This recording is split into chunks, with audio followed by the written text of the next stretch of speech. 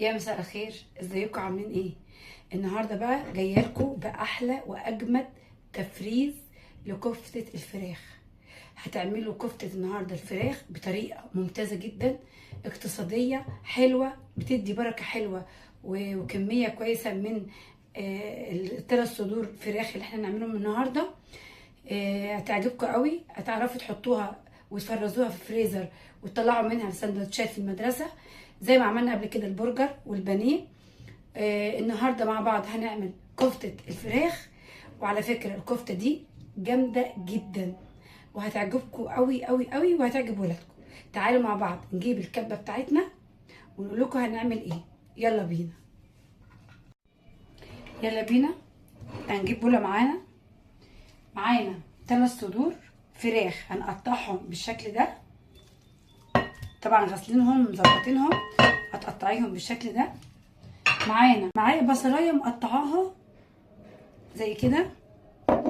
معايا فلفل اخضر، فلفلتين اخضر، ونص فلفلايه حمراء ونص اصفر. تمام، كل ده مع بعض، احنا كل ده هنفرمه مع بعض. نص كزبره خضراء.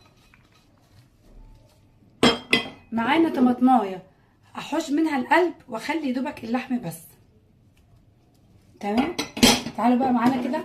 كل اللي انا عايزاه معلقه ملح صغيره، ويا ريت زي ما قلت لكم اي تفريزات هنفرزها مع بعض ما نحطش ملح كتير، علشان لما بتقعد في الفريزر بتحدق معانا شويه. يبقى معلقه صغيره، معلقه بابريكا، معلقه فلفل اسود. تمام، كل ده بقى هنقلبه مع بعض، وعلى الكبه مع بعض هنقلبه كده تقليبه كويسه ومع بعض في الكبه، وهنشوف هنعمل ايه. هاتي بقى الكبه بتاعتك وهنفرم كل الحاجات اللي احنا عملناها مع بعض، الفراخ والفلفل والبصل، كل ده مع بعض، بس احنا نقسمهم على مرتين عشان يتفرم كويس.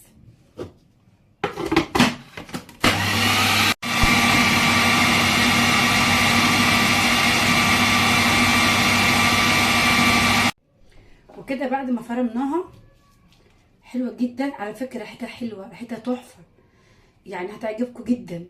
بعد ما صبعناها اهي، لو انت شايفه ان هي طريه ممكن نحط لها معلقتين بقسماط، بس هي مش هتعوز بقسماط ولا حاجه اهي. هنشوف مع بعض، هطلعها نحطها في البوله وهنشوف ازاي هنصبعها وازاي هنسويها. تعالوا معايا. احنا فرمناها زي ما انت شايفين اهي. لو انت حابه نحط ليا طريه ونحط لها معلقتين بقسماط حطي، لو انت شايفه ان هي كويسه وتصبع معاكي عادي مفيش مشكله. احنا كده هنحطها في التلاجة نص ساعه، وبعد نص ساعه هنصبعها مع بعض وهنشوف احنا هنسويها ازاي. سبتها يجي ساعه في التلاجة، رحت مشوار وجيت وقلت ايه اكملها. عايزه اوريكم بعد ما سبناها عامله ازاي. بصراحه بقت احلى، يعني انت لو سبتيها سيبيها مثلا قد ساعه، لو مستعجله عليها سيبيها نص ساعه. تمام، بعد ما طلعناها من التلاجة عايزين نصبعها. هنجيب خله اللي هي بتاعت شيش، وهناخد حته زي كده. لو ايدك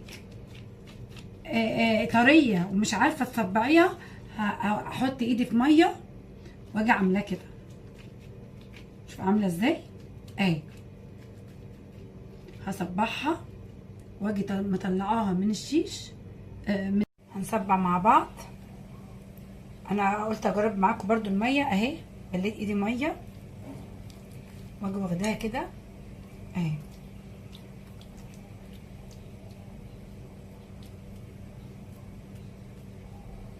زي ما انت شايفه اهو، واجي سحباها واجي احطها في الطبق. شوفي بقى، هنجيب حله احط فيها ميه واحط عليها مصفى زي دي كده. تمام، وبعد كده هرش المصفى بالزيت او ادينا بالزيت زي ما انتم شايفين، علشان بس وانا بسويها ما تلزقش. زي ما قلت لكم جبت حله حطيت فيها ميه، وممكن نحط فيها بصلايه ورق لورا، وبعد كده احط فيها المصفى، والمصفى ارص فيها الكفته زي ما انتم شايفين كده، وبعد كده هغطيها، هسيبها 4 دقايق هتستوي على البخار. بعد ما تستوي هقول لكم وهوريكم استوت ازاي. كده دي شكلها لما استوت، ما بتستوي شكلها بيبقى متماسك، بتبقى شكلها حلو جدا زي ما انت شايفه كده. هحطها في الطبق عشان بس الحله سخنه، وهوريها لكم في الطبق. بس اوريها لكم وانا بشيلها اهي، معلش عشان سخنه اهي.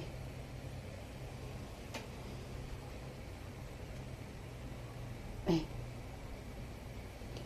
لازم ترشي المصفى زيت عشان ما تلزقش.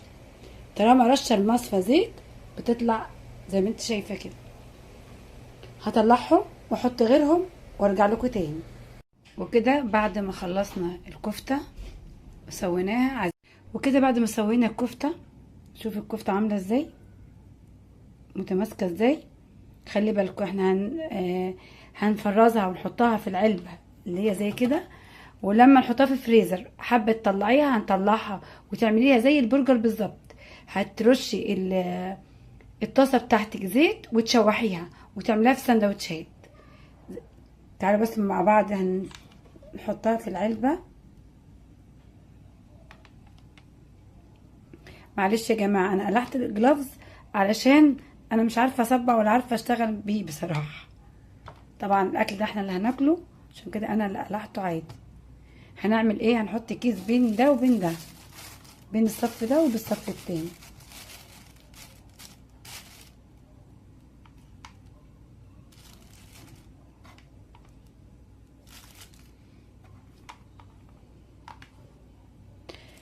زي ما انت شايفه كده، وبتبقى سهله صدقوني، بتبقى جميله. عايزاكم تجربوها وتشوفوها، واللي جربها يقول لي في الكومنتات. زي ما انتم شايفين، ثواني بس اجي حاطه الكيس كده واقفل العلبه، وعندي كفته فراخ بطعم وريحه، كل المكونات بتاعتها موجوده عندك في المطبخ. تعمليها حاجه مختلفه. يا رب تكون الوصفه عجبتكم، واللي ما عملش لايك يعمل لايك، واللي عجبته الوصفه اكتب لكم في الكومنتات، واللي ما اشتركش في القناه يشترك. وان شاء الله وصفه جديده مع شيري.